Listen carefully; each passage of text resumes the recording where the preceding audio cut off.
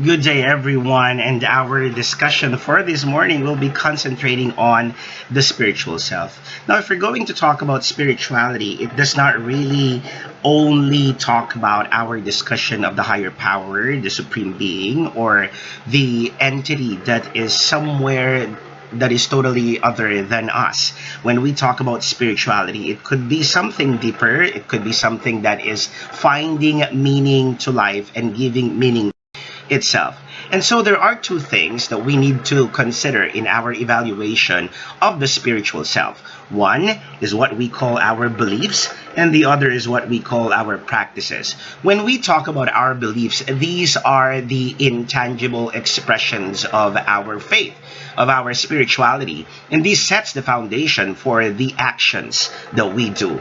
This could be unlimited and has no boundaries. This is where our faith comes in.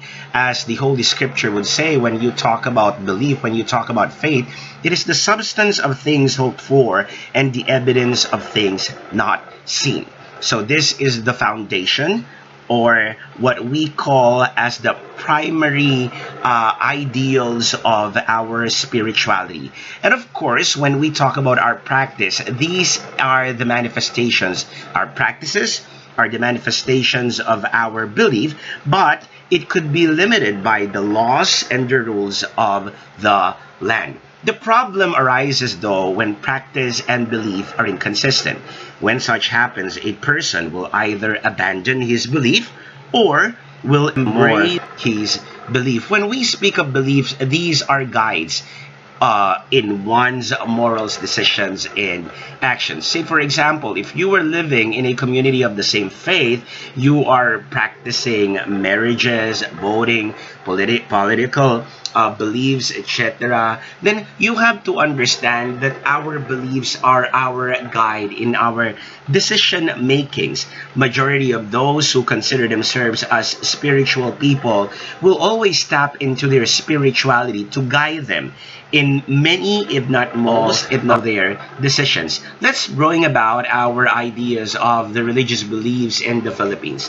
Now, if you're going to look at your screen right now, predominantly, the Philippines is still considered as a very Catholic country, okay? But inclusive here in our religious beliefs in the Philippines are some of the many, okay, religions that are still present in the Philippines. Now, when we talk about Christians, what they believe is that man was created in the image of God.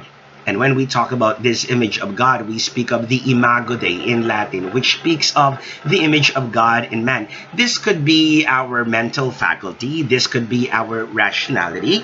This could be the way we think. And all of it, and in Filipino, we call this as ang wangis ng Diyos sa ating mga tao. Now, for Buddhists and Hinduists, their goal is to reach nirvana and moksha respectively. However, there is no such thing as a personal God to them. For Muslims, okay, these are the people who surrender and submit themselves to Allah and His laws. While for Protestants, the salvation is only through Jesus Christ and not through works.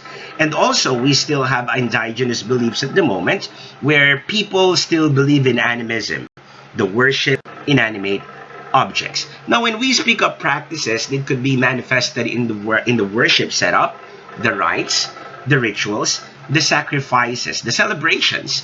Weddings could be a practice in a religion.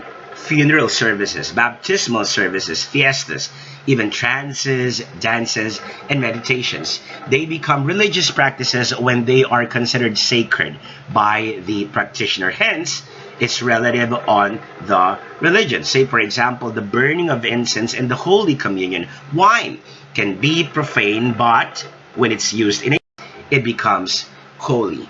Now, there was a case before, the case of Evralinag versus the superintendent of Cebu, where the students were members of Jehovah's Witnesses, and they refused to participate in the flag ceremony because in their religion, saluting to the flag is considered idolatry. But because of that, they were kicked out of the school. And they filed a case against the superintendent of Cebu, and the ruling of the court was it ruled in favor of the students because for the court, the practice of religion is of paramount importance. Do you know that in the Philippines, one can be imprisoned for committing the crime of offending the religions of other people? Now, often when we talk about religious practices in the Philippines, these often incorporates different religious practices. Thus, in one home, one can see Buddha, incense, altar, Santo Niño, and others. There's a mixture and blending of different religious practices, made it all confusing as to what is biblical, what is spiritual, what is traditional, or what is cultural. There is also that sense that when we talk about Catholicism in the Philippines, there was already an incorporation of traditional and cultural beliefs. That's the reason why some sociologists would say that when we speak of Catholicism in the Philippines, they consider it as full Catholicism. Now, there is also the concept of religions, as to them answering the question, why should I continue to live? And what can I give life? Now, here's Victor saying that the main motivation why men continue to live is the will to meaning. A person then must see and meaning in life. Now, there are three ways that we can find meaning in life. The first one is by creating a work or doing a deed, finding value in the things that we do.